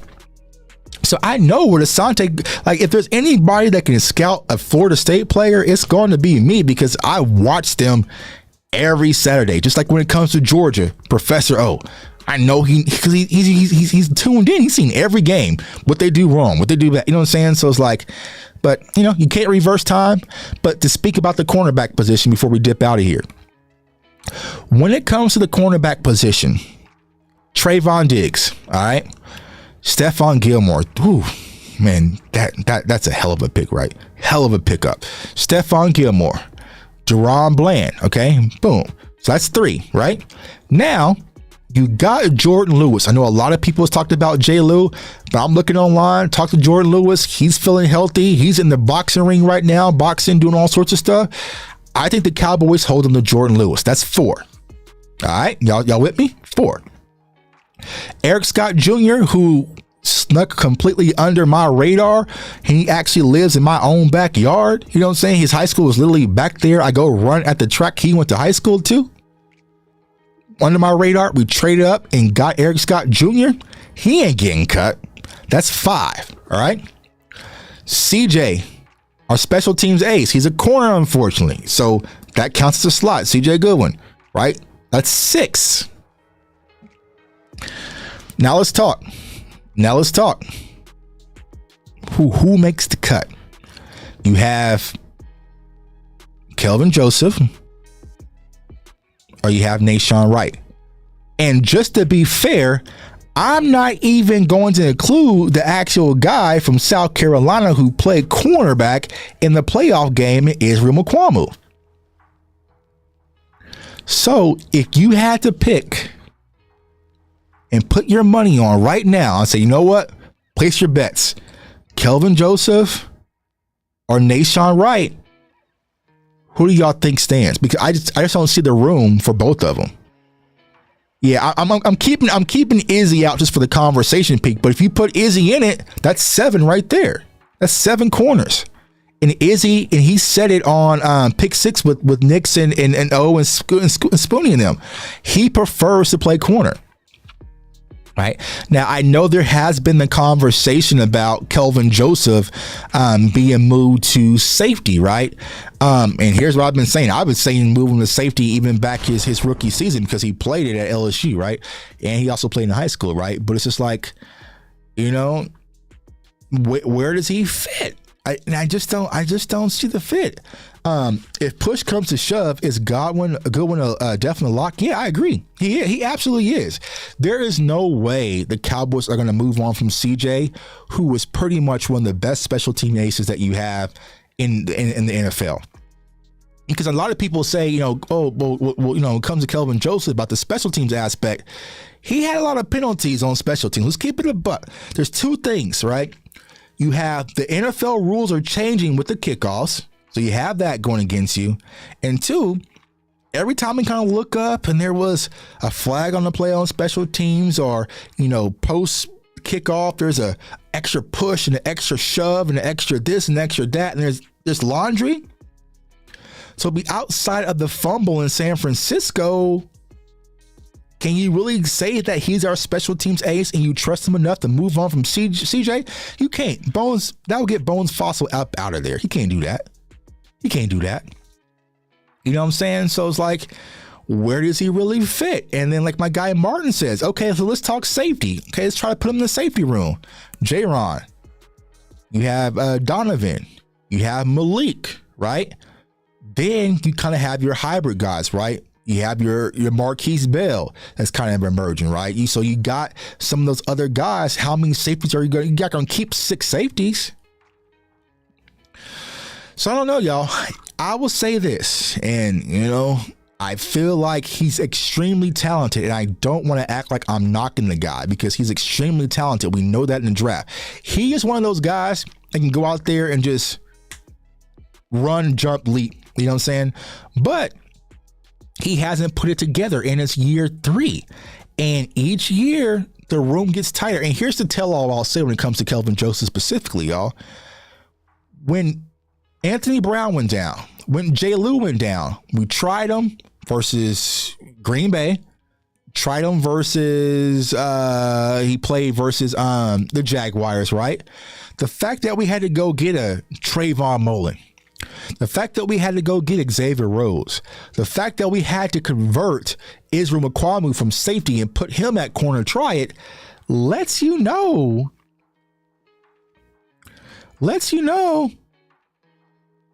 where's the sponsors? You know what I'm saying? Where's the sponsors? Where's the sponsors? Because so there's going to be an uphill battle. I feel like Kelvin Joseph, this is going to be in Dallas, this is going to be his most important camp in preseason. He is going to have to go crazy. Because if not, that cornerback room is getting tight. It's getting tight. And I just don't think that special teams is going to be enough to keep him around, y'all. I think so. But also with Nashawn Wright, though. I just feel like the same thing with Nashawn Wright. So I feel like it's coming down between those two. But CJ, you're locking him in. Eric Scott, they trade up and got him for a draft pick. He's going to be there. And plus, once again, y'all, like I said, once those massive cuts come, there's no telling who's going to be available. So something to definitely keep your eye on for camp, but I am excited, man. So, man, I appreciate everybody for rocking with me. Like I said, this is kind of just a freestyle, man, but we went over a lot. And this is what I love about our community, specifically here at CFO Sports, man. It's just like we just have fun. We went through some film. We went through some breakdowns. We had call-ins. We had, you know what I'm saying? We just sit back and kick it on a Saturday night, man. So I appreciate each and every one of you guys for support. Let me check, y'all. Let me check and see where we at right now. We are at 8,998 subscribers. So 2 more and we'll be at 9,000. But remember, if we get to 10,000 subscribers before the first game versus the Giants, right? Before the Giants, then 2 of y'all going to get tickets to the Cowboys versus Jets game, right? So we got to get to 10,000. If we get to 10,000 subscribers, 2 of my subscribers is going to be selected at random.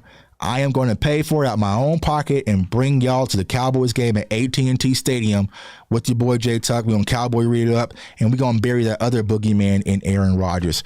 Coming to camp, yes, I will be at camp week 2. So July 31st, that Monday, and I'm leaving Thursday after the 3rd practice. So I'll be out for camp, pretty much out there in Oxnard for almost a week. I was supposed to be going to the fight in Vegas, the Earl Spence and fight with my guy DMV, man, and my homeboys, man. I got some homeboys, man. I'm going to Vegas with you for the fight, man. You know what I'm saying? So me, if you tell me, yo, Tuck, let's go to the fight, I'm just like, all right, boom, book it. I got my flight, got my hotel, everything looks good. You know what I'm saying?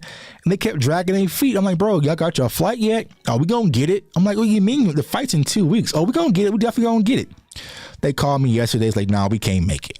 Yeah. I was like, all right, so here we go. Here's the thing, yo. I'll travel by myself. You know what I'm saying? I do a lot for games, but I ain't gonna be out in Vegas by myself. You know what I'm saying? I ain't gonna be out in Vegas by myself. Like, this is, you know what I'm saying? That's just, you know what I'm saying? So I'm not gonna be in Vegas, but I will be at camp Monday morning for practice.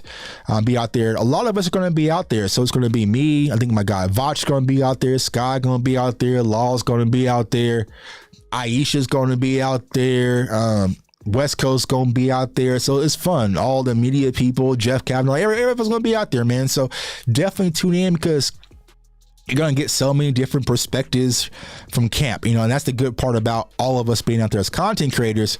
You know, Vach, right? Vach is the offensive line guy. So when the offensive linemen are doing drills, Vach is going to be focused on those offensive linemen. Me, I'm going to be watching them tight ends with my damn whistle. You know what I'm saying? Like, watching them tight ends, watching them linebackers with my whistle, like, nope, do it over. You know what I'm saying? Nope, do it over. Better. Do it. You know what I'm saying? Like, so that's where we're at. But you get all different perspectives. And then after, we all come together and be like, okay, Vach, what did you see on this drill? What did you see from this drill? You know what I'm saying? So, it's going to be a fun time, man. But I appreciate all the support, man. If you are seeing me for the first time, I would like to say welcome. Subscribe to the channel, JTuck. Follow me on all social media platforms at JTuck151, Twitter, Instagram. I'm on Threads.